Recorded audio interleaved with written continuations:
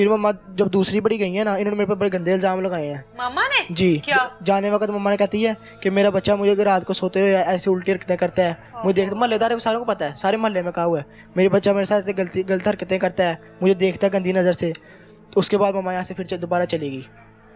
फिर जब दूसरी बड़ी आई थी ना, जब बता रहा हूँ मैं आपको, पापा ने था बुलाते मम्मा को, मम्मा ने ना कहा छोटे भाई को दाखिल कराना है दूसरे स्कूल में, तो यहाँ पे ना साइन अंगूठे कर दें। पापा भी नहीं पढ़े तो पर मैं स्कूल छोड़ दिया था।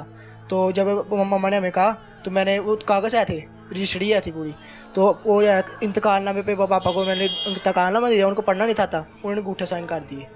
तो मम्मा का नाम जगह होगी, मम्मा खुश हो गई। मम्मा ने मेरे पे गंदे इल्ज़ाम लगाए, पापा पे लगाए, तेरा प्यो। जब आपके ऊपर गंदे गंदे इल्जाम लगाती थी, आप बोलते नहीं थे अपने दिफा में कुछ के? हमें तब नहीं था पता लगा, जब मम्मा दूसरी बड़ी रजिस्ट्री करा चली गई थी ना, तब हमें बाद में जब मोहल्लेदार कहते थे तेरा पुत्र इतना गंदा है, सानू इस तरह पता लगा। फिर मैंने कहा किसने कहा? कहते आपकी मम्मा ने कहा।